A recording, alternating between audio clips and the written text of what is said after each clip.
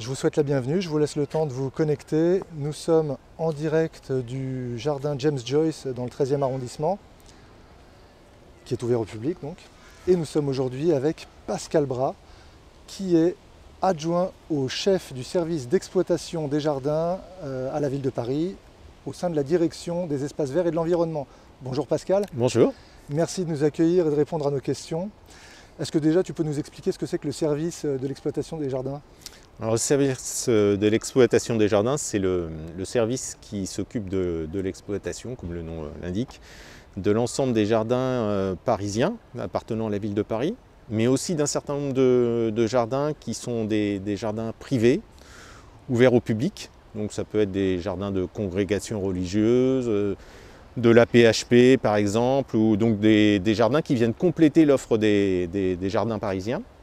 Par contre, ça ne comprend pas les jardins de l'État, qui eux sont donc gérés par des entités spécifiques. C'est par exemple le cas des Tuileries, du Luxembourg, qui sont donc gérés soit par le Louvre ou par le Sénat. D'accord. Alors si on se retrouve aujourd'hui, c'est en particulier pour présenter la manière que les gens, dont les gens peuvent accéder au métier de jardinier. Oui. Bientôt, un concours va s'ouvrir. Il est même, les inscriptions sont d'ores et déjà Alors, ouvertes. est-ce que tu peux nous parler de ce concours? Je crois qu'on vise à recruter une quarantaine de jardiniers. C'est ça. Donc, comme on peut s'en douter, hein, parmi la population des jardiniers, il y en a un certain nombre qui arrivent à la retraite de temps en temps, qui font des mutations parfois en province aussi. Et donc on a besoin tous les ans de renouveler les personnels de nos services. Et donc chaque année un concours est organisé. Donc cette année il sera organisé donc, au mois de septembre. Par contre les inscriptions sont d'ores et déjà ouvertes depuis lundi, depuis le 17 mai jusqu'au 25 juin. Très bien. Et donc c'est un concours qui nous permet de recruter les agents dont on a besoin pour combler les départs des autres agents qui sont partis soit se reposer, soit travailler sous d'autres cieux. D'accord. Bon, on a encore le temps de s'inscrire. Hein, oui, on a le temps de s'inscrire. C'est même... c'est une inscription qu'il faut faire le plus tôt possible, hein, parce que c'est vrai qu'on laisse passer parfois le temps, et puis les dates arrivent rapidement. Le 25 juin, c'est demain. Ouais. Donc je pense que oui, c'est le moment de le faire. En plus, parfois, il y a des éléments de dossier à fournir. Alors pour ceux qui ont un diplôme, c'est assez simple, hein, ils fournissent évidemment l'attestation de ce diplôme, un BEP, un CAP. Donc il n'y a pas de difficulté pour le fournir. Par contre, pour d'autres, c'est une évaluation de leur état de service. C'est-à-dire c'est des gens qui ont travaillé mais qui n'ont pas forcément de diplôme. Néanmoins, dans un certain nombre de cas, ils peuvent être malgré tout acceptés au concours sous réserve de validation par les services de la direction des ressources humaines de leur parcours en tant que parcours qualifiant, enfin équivalent qualifiant. Donc ça se voit directement avec les services de la direction des ressources humaines. D'accord. Alors, tu viens de parler de l'accès au concours. Est-ce qu'il y a un profil type de personne qui peut devenir jardinier ou jardinière? On a vraiment tous les profils aujourd'hui. On a des personnes qui effectivement sortent des études, qui ont fait un parcours scolaire et qui les a amenés ensuite sur quelque chose de plus professionnel et tourné vers l'horticole, l'aménagement paysager. Et puis on a des personnes qui sont en reconversion. Donc on a vraiment dans le public des gens qui s'inscrivent au concours un peu tous les profils, un peu tous les âges.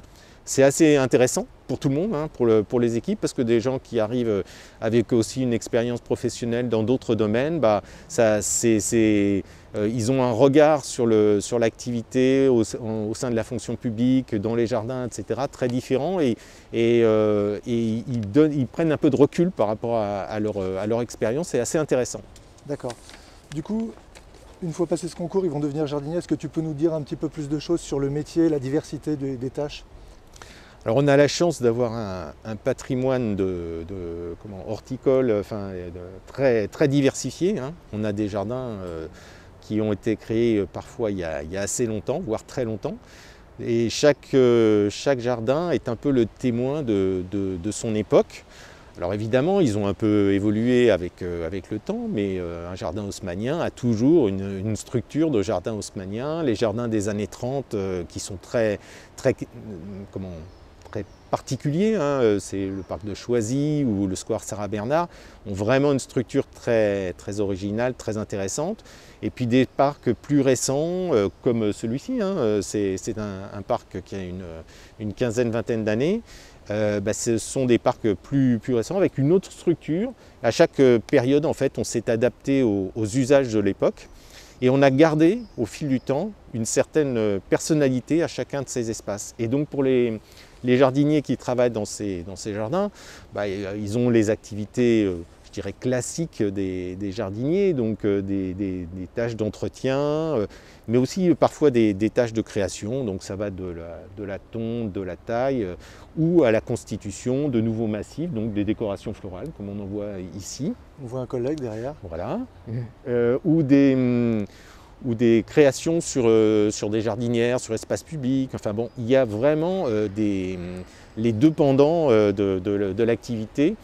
C'est une activité qui a vraiment très saisonnière, c'est-à-dire qu'il y a des activités qu'on fait au printemps, d'autres en été. Donc pour les jardiniers, c'est assez bien connu, pour le grand public un peu moins. Et c'est vrai que cette saisonnalité, ça redonne, je sais que les jardiniers, par exemple au printemps, ils prouvent vraiment une satisfaction de voir le jardin revivre et les gens revenir, parce qu'il y a ça aussi, hein, on est dans un rapport finalement à l'usager. L'intérêt, c'est de faire des jardins d'usage. On en parlait avec un collègue qui travaille dans le jardin en ce moment, il nous disait « je suis fier de mon travail ». Oui, ça c'est beau.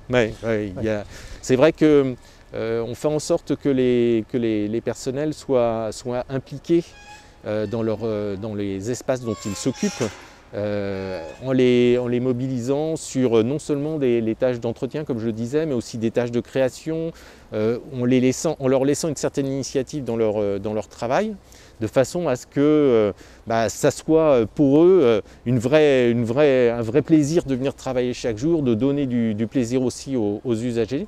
Et d'une certaine manière, on a eu un témoignage tout à fait, c'était pas préparé du tout, mais on a bien vu que c'était quelque chose qui fonctionnait, hein, et que les gens étaient vraiment très intéressés par leur boulot. C'est ça. En plus, c'est vrai qu'en dehors du fait de mettre le patrimoine à l'honneur, de rendre service aux Parisiens en leur proposant des lieux accueillants, techniquement, le métier de jardinier aujourd'hui est très innovant, c'est-à-dire qu'on est toujours sur de la recherche écologique pour impacter le moins possible la nature. Donc est-ce qu'il y a des choses à savoir sur cet aspect-là?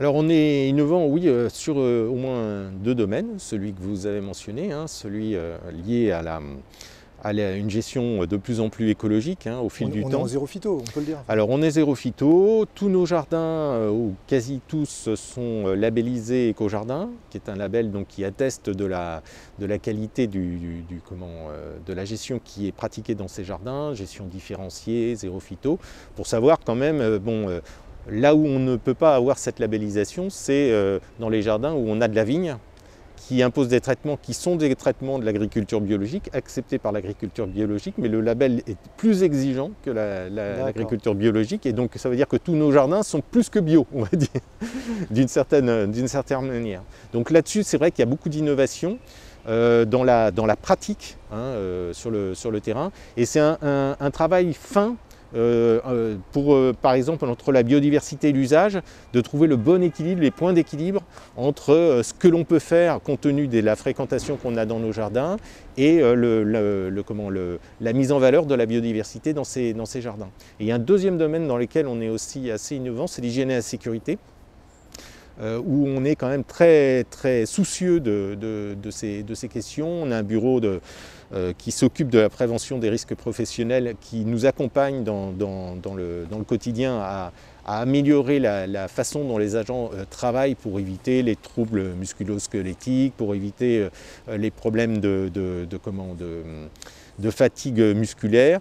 Et donc c'est vrai que c'est intéressant pour, je pense, les personnels, parce qu'ils voient aussi les évolutions se faire, le matériel évoluer, les pratiques évoluer, et ils contribuent aussi, ils sont parfois contributeurs à ces actions. Il y avait au jardin de la Marseillaise, par exemple, dans le 19e arrondissement, des jardiniers qui ont mis au point un système pour mettre les tonnes à eau sur les véhicules qui les transportent pour aller faire de l'arrosage, qui évitait pour tout port de charge.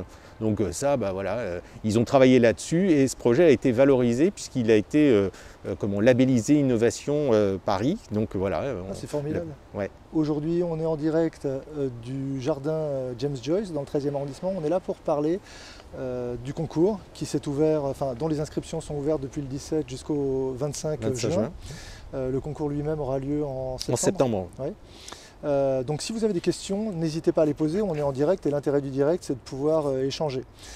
Pascal, si quelqu'un s'inscrit au concours, quelqu'un qui nous regarde, à quel type d'épreuve il doit s'attendre? Est-ce que tu peux nous donner des indices là-dessus? C'est des épreuves classiques et techniques sur lesquelles les personnes ne sont pas prises au dépourvu. C'est de la reconnaissance de végétaux, c'est savoir concevoir une petite déco. Voilà, on ne demande pas des choses trop complexes. Le but du jeu étant aussi d'offrir la possibilité de construire un parcours. Donc à ce niveau-là, ce qu'on recherche, c'est des personnes qui sont intéressées, qui ont un minimum de compétences dans le domaine du jardinage et qui vont être capables de progresser, de construire un parcours. Et quand on parle de construire un parcours, c'est à la fois peut-être changer de jardin. On a vu qu'il y avait des jardins qui ont des ambiances très différentes et on peut changer de poste entre les buts de Chaumont et peut-être venir ici à James Joyce dans le 13e. Ce genre de changement est possible, mais il y a aussi la possibilité de construire un parcours avec des promotions. Des agents qui deviennent agents de maîtrise pour certains, agents supérieurs d'exploitation. Certains sont même arrivés, donc on a quelques cas de personnels qui sont rentrés jardiniers à la ville et qui aujourd'hui sont ingénieurs à la ville. Donc il y a des parcours, on peut construire un parcours à la ville de Paris et c'est vraiment intéressant pour les gens de rentrer à la ville de cette façon-là. C'est-à-dire qu'on peut changer de spécialité éventuellement. On peut progresser, il y a beaucoup d'opportunités qui sont ouvertes à la ville. On a quelqu'un qui nous dit que ça donne envie de venir, mais il faut venir. J'ai une question, alors est-ce que quelqu'un qui n'a pas de diplôme et pas d'expérience professionnelle, dans le domaine, en horticulture je pense notamment, et qui souhaiterait se reconvertir, est-ce qu'il peut être candidat?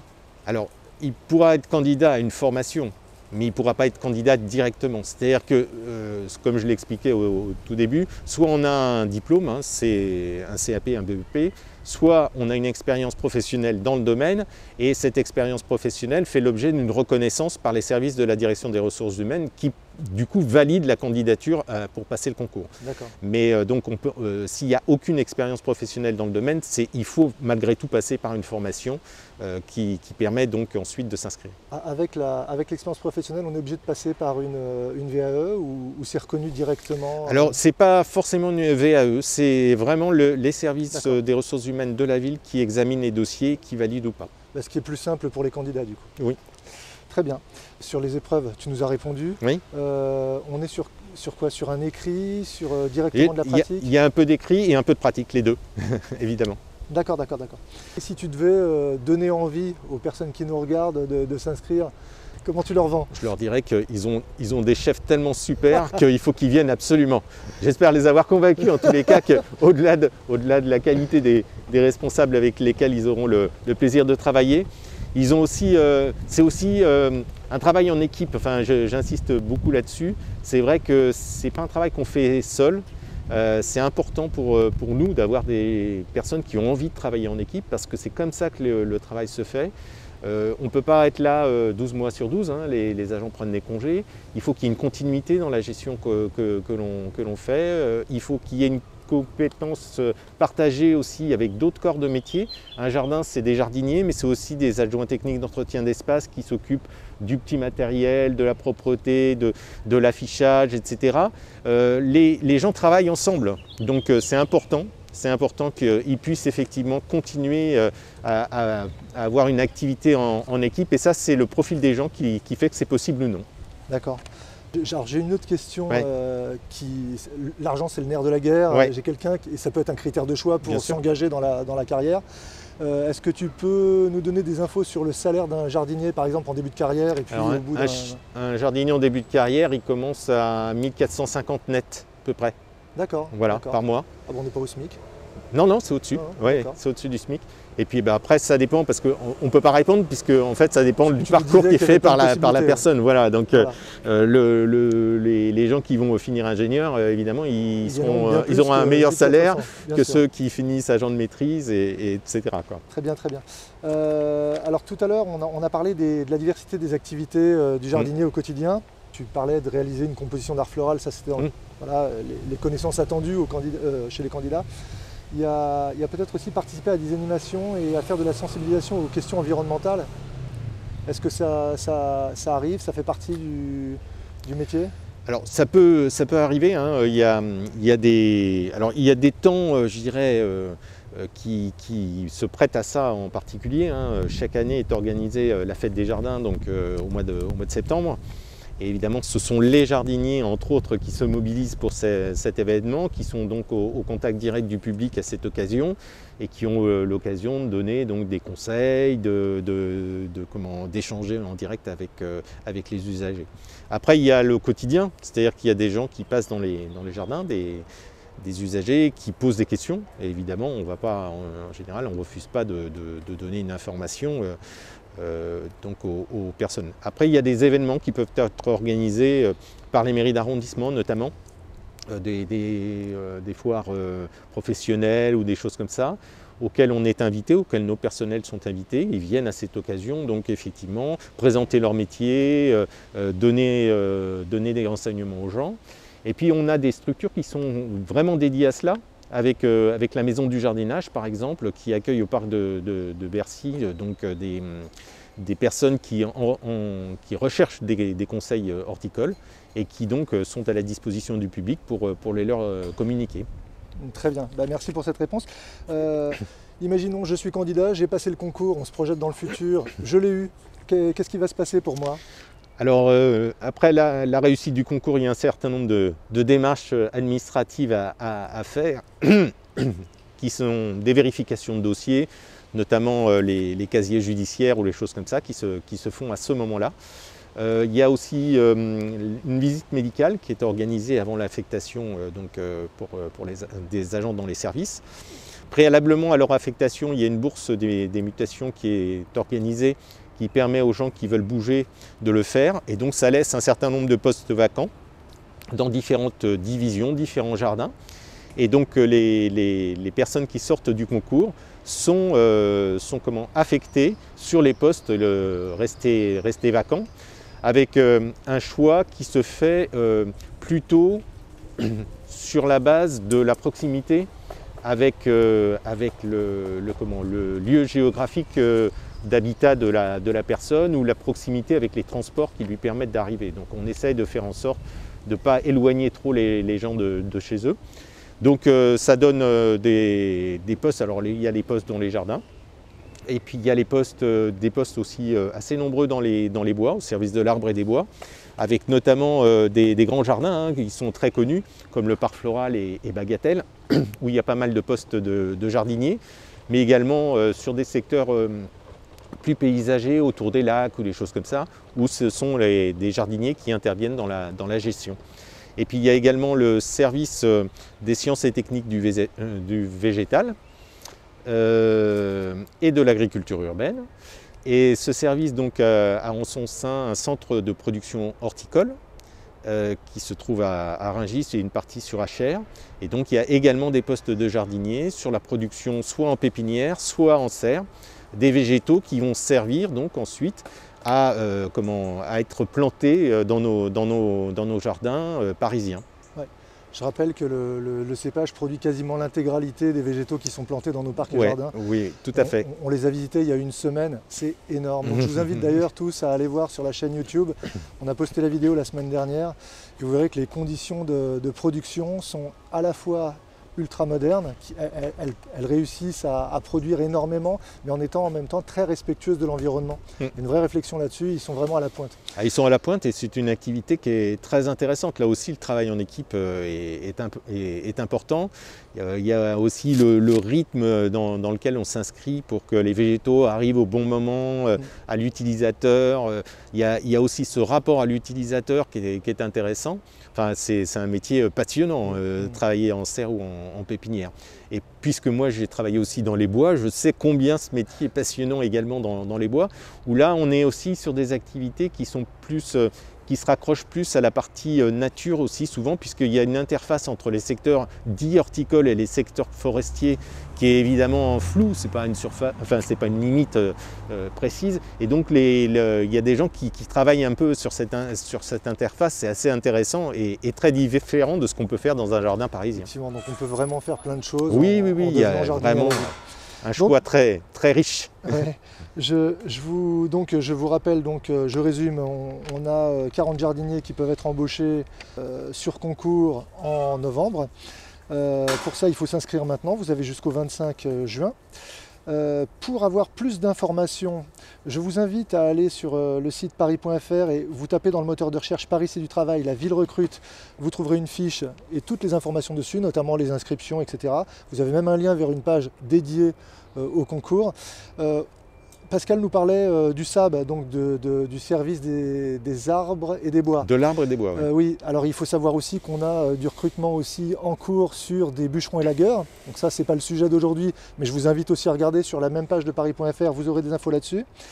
Et bien voilà, on a fini. Je vous souhaite une très bonne fin de journée, bon week-end pour ceux que je ne verrai pas demain sur les lives à l'école du Breuil le matin et à la maison du jardinage l'après-midi.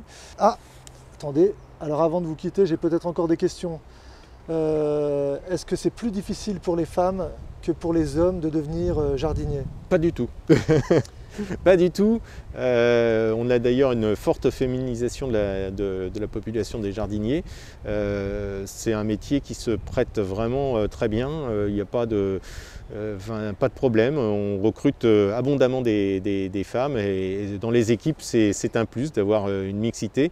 On a une adaptation aussi progressive de nos locaux qui s'est faite, puisque au départ on avait évidemment des locaux qui étaient essentiellement masculins, et donc dans tous les nouveaux locaux on a maintenant systématiquement des locaux masculins et féminins, et dans les anciens on en crée là où c'est possible, parce que parfois c'est tellement exigu qu'on n'arrive pas. Alors parfois ça amène à avoir des locaux que féminins ou que masculins quand on ne peut pas faire d'adaptation. Donc ça c'est drôle parce qu'on a des collègues qui travaillent à Paris, qui postent aussi.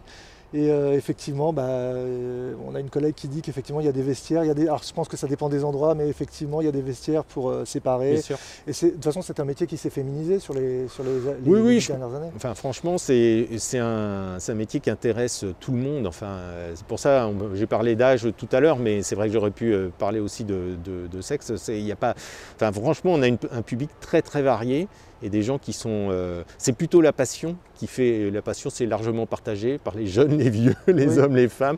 Donc c'est plutôt ça qui fait qu'on trouve des jardiniers qui viennent nous voir plutôt qu'autre chose, quoi. C'est un métier qu'on fait par vocation. C'est ça. Voilà, pas par défaut. Mais d'ailleurs, on en parlait tout à l'heure, la personne qu'on a vue ce matin avant de commencer le live, les personnes qui sont là et qui font des commentaires sont des personnes, je dis bonjour à Philippe d'ailleurs, qu'on a croisé, c'était à Bagatelle ou à Auteuil. Sont des gens passionnés, oui, tout simplement. Complètement. Voilà, écoutez, je vous souhaite une bonne fin de journée. Et passionnant. Je vous dis à très bientôt et n'oubliez pas d'aller retrouver cette vidéo sur la chaîne YouTube si vous avez raté le début. À bientôt, au revoir. Au revoir.